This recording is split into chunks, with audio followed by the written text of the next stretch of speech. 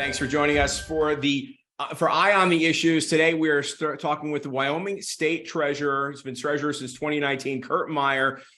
Mr. Treasurer, talk about the session that's just coming to an end. How has it been for you so far? Well, it's been a mixed bag, Mike, and thank you very much for having me on the program today. Appreciate the opportunity to speak with the folks. Kind of a mixed bag from the standpoint that there's been a big change in the legislators this year. We've got a lot of conservatives that have come in that kind of balanced up the power between what I would call the more liberal and moderate folks that have been in there and in the power structure for a good number of years. I think that's been good and been very healthy for the process. Now, for people that don't really get exactly what a state treasurer does, let's kind of give them a 10,000 feet overview. You obviously have to do with the state's money, and that's your responsibility. Do explain. Well, and I'll use something that you hear a lot when you go to state treasurers' national conferences. And if you've seen one state treasurer, you've seen one state treasurer. So the main thing that we do, as you remarked, was investing in funds. And we have about $25 billion of assets under management. When I came in 2019, it was just around 20. Within about three and a half years, we moved it up to 25 billion. Had a little bit of a sell-off here, of course, during the last market thing, but we've done quite well. Lost less than 6% overall in our whole fund. Let's talk, if we can, about Bitcoin, cryptocurrency. What are your thoughts on that, and does that play into the state's investment portfolio? Oh, Bitcoin and cryptocurrency do not. However, I do support our effort in Wyoming to do a stable token, and and that would be backed by U.S. Treasuries. It passed both the House and the Senate. We're waiting to see whether or not the governor will veto that within the next 24 hours. Okay, let's take a look at ESG, if you could, for a moment. What are your thoughts? Explain what it is for people that don't know, and what are your thoughts about it? Well, the E is environmental concerns, the S is social concerns, and the G is governance concerns. And we are charged our fiduciary responsibility to get the highest risk-adjusted return for the beneficiaries and stakeholders, the money that we manage. ESG interferes with our ability to do that from the standpoint that it brings in outside either environmental issues, climate change issues, social issues, or governance issues, political issues, which have kind of eroded the earnings capability of some companies when they spend more time in areas outside of making a profit and returning those funds back to the shareholders.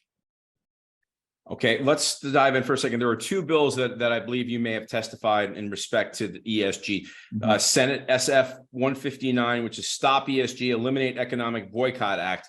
Can you talk a little bit about that one? Yeah, I think that was kind of a broad-based bill. I think it was Wyoming's first attempt, as well as 172 that's coming up later, that our first attempt to try to make a model that fits for Wyoming and works for Wyoming. I think the House did a reasonably pretty good job in the areas in 172, which is more in the financial aspect of investing. And 159, they left quite a little bit, I would say, hair on the bill. But both those bills, I believe, are going to be coming back in the interim. I felt that there were some inappropriate actions by the standing committee that heard that bill in the House, where they brought in substitute bills, which essentially changed the whole nature of the bill and the directions of the bills, and did not notify the sponsor or work with the sponsor during that process. And that pretty much led to the demise of those bills in record fashion, because we have an old saying that they made it a gummer, and there wasn't anything left of it. And so even the folks that supported something to work with in ESG they couldn't support it, nor could the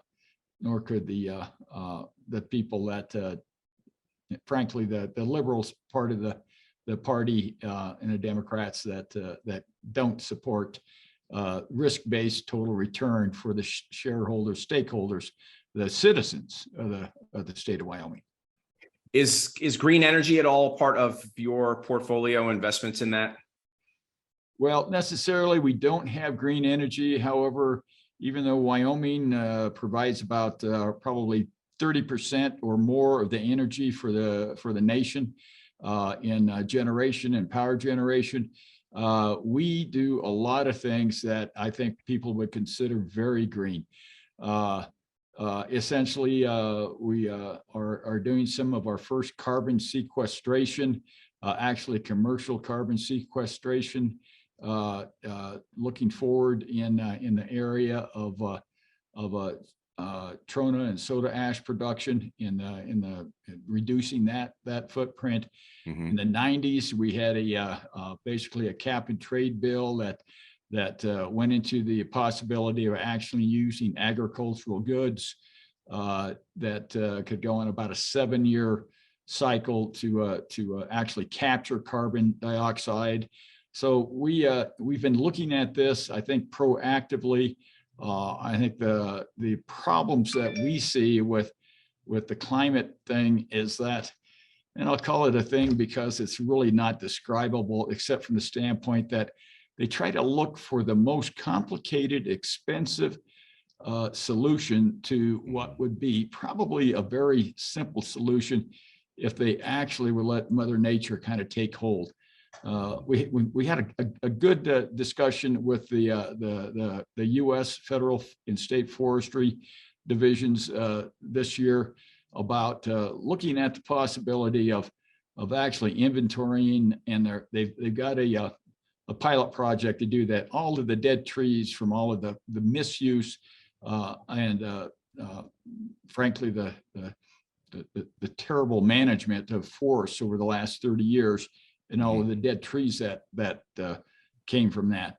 And what would happen if we actually replaced all those trees with live thriving trees, and how much carbon dioxide would actually come out of the atmosphere. And so I think they're going to get some kind of an idea about, how the largest carbon dioxide capture machine, basically in the United States, which is the forest lands of our country, can be part of the solution, and do so in a manner that actually invigorates the timber industry and doesn't call into question the ability, to provide cheap, efficient, affordable energy for the citizens of the country.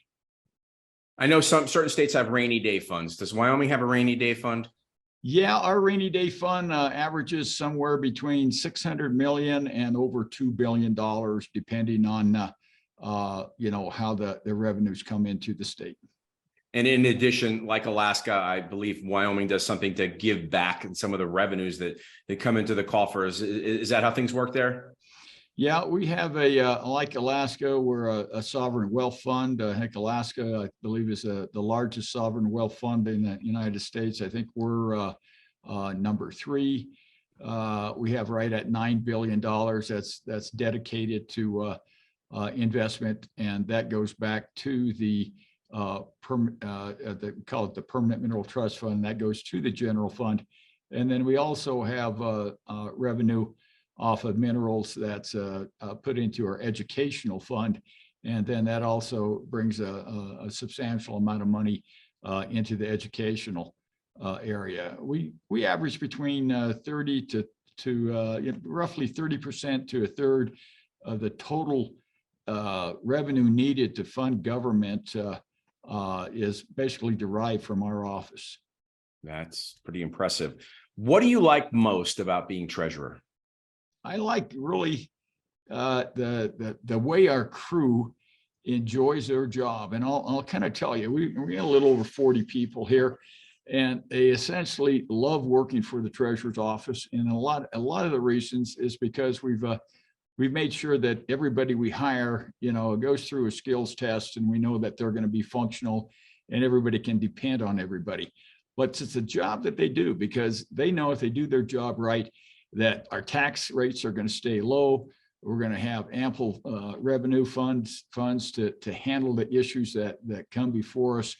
And it's a great place to work because you're doing something for the people in Wyoming every day. Talk about the importance of transparency when you're involved with people's taxpayers' money. Well, we are basically rated the #1 sovereign wealth fund in the United States in the areas of transparency and governance and risk. And you can look at our website, and you'll know everything that we invest in. You'll know you know exactly how every manager is doing. You'll know exactly where every place that we invest across the world.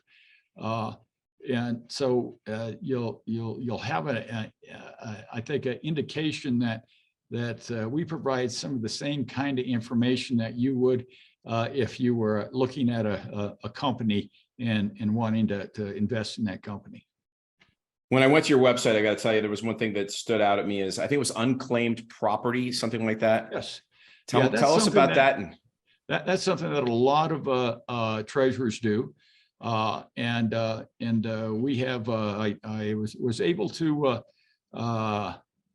have some, I guess, dislocation of some of the employees early in our cycle here, and I was able to hire a man that basically ran 4 or 5 statewide news or one I guess it's very, very large newspapers in the state of Wyoming, and so he had a great way to actually deal with his employees. Great relationship there in his management abilities. And we have hit records every year in the number of people served and the amount of money that we have distributed to folks. And so, you know, our main goal is to try to figure out how we can distribute all of the money that comes in. Essentially, we don't have room where we're located right now to employ the folks that would actually be there. So we'll, you know, to get the money out the door. So they're all working hard, and I say it's your job to put a smile on somebody's face every day in Wyoming, and they do it.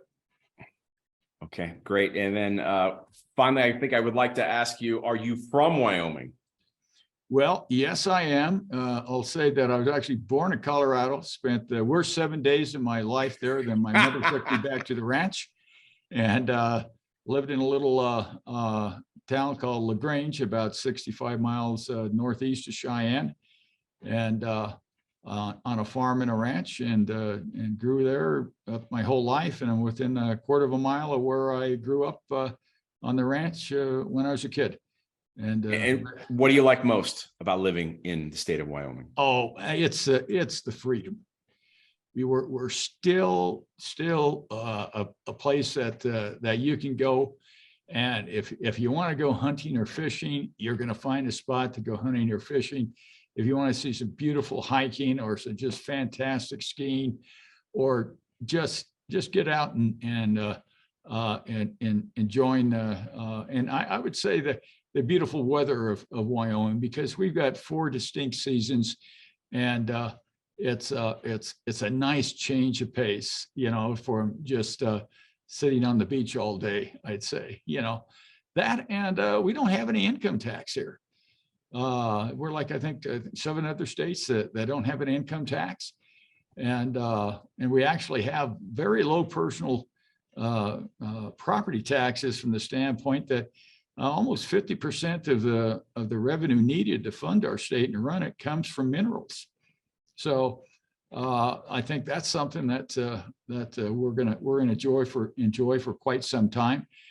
Some of our investments are actually in the transportation of hydrocarbons, so we can get that to our market. We've actually are doing some co-investing with some major financial institutions in that regard. And you know, there's a lot of those financial institutions, you know, are what you would say on the surface very pro ESG, but basically they're still in it to make money for the shareholders. And so that's starting to come around when oil prices got back up around that 85 to 100 barrels, and natural gas prices went up. That kind of opened the door back for capitalization of the energy industry. Nice. Mr. Treasurer, thank you so much for your time. I appreciate it. You bet. One thing I didn't catch that I do want to mention, though, Sure. is that one of the things that we didn't get past was to work on proxy voting. But what we are going to do is that we've contacted the folks that we do business with as far as managing our money. And we are going to take a run at what I consider one of the very blatant, overreaching, very poorly managed decisions of AT&T and taking over 13 million customers away from Dish Network and not having those revenues going to the bottom line of AT&T. And we've got 356,000 shares of AT&T. We're going to get together with some other states, and we're going to try to convince their board to do what's right, and that's to manage that company for the highest risk-based return. Let's hope that happens. Thank you, sir. Appreciate it. Thank you, Mike. Yep, appreciate it. Yep. See you.